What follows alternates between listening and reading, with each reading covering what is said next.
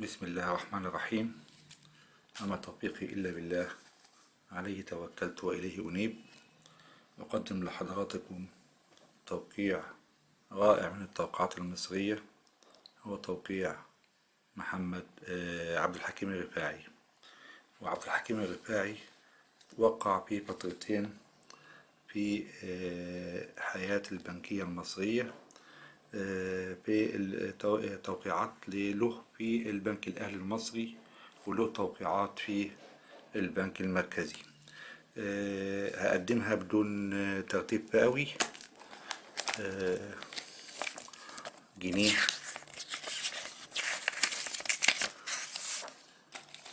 الجنيه بإصداره طبعا الرائع وعلامته المائية النسر.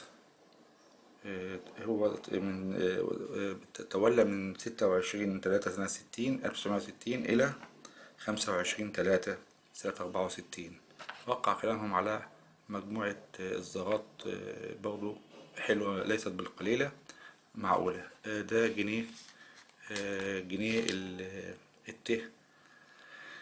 سنة 61. 10 جنيه الشين صاد، طبعا كما هي موضحة من حضراتكم بتصميمها الرائع وألوانها الجميلة جدا. والظهر زي ما قلنا قبل كده فيها علامتين مائيتين. 10 جنيه الجيم،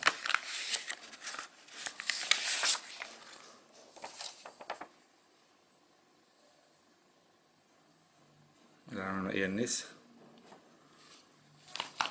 ربع جنيه الألف من الإصدارات الجميلة جدا. عفوا، ربع جنيه الألف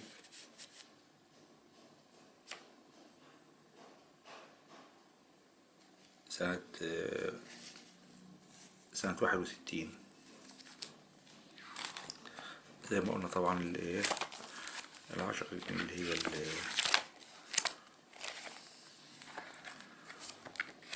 احنا قلنا بدون ترتيب فئوي، بدون ترتيب زمني هنقدمه. يعني في حاجات للبنك المركزي وفي حاجات للبنك الأهلي. ده جنيه، جنيه الخاء دال البنك الأهلي، طبعا بديزاينه المعروف والرائع.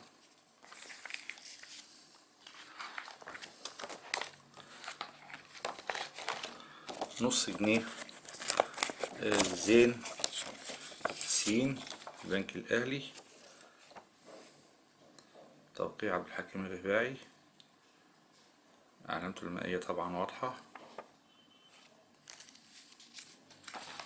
5 جنيه الفه،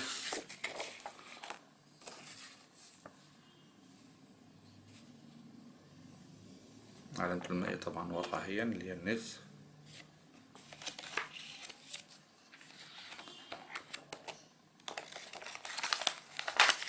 5 جنيه البنك الأهلي سنة 1960. العلامة المائية طبعا واضحة اللي هي من أسفل دي.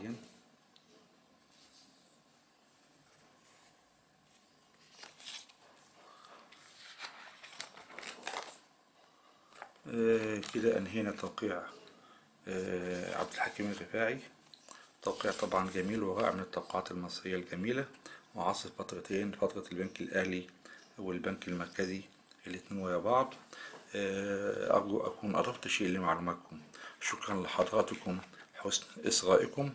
إلى لقاء آخر إن شاء الله، والسلام عليكم ورحمة الله وبركاته.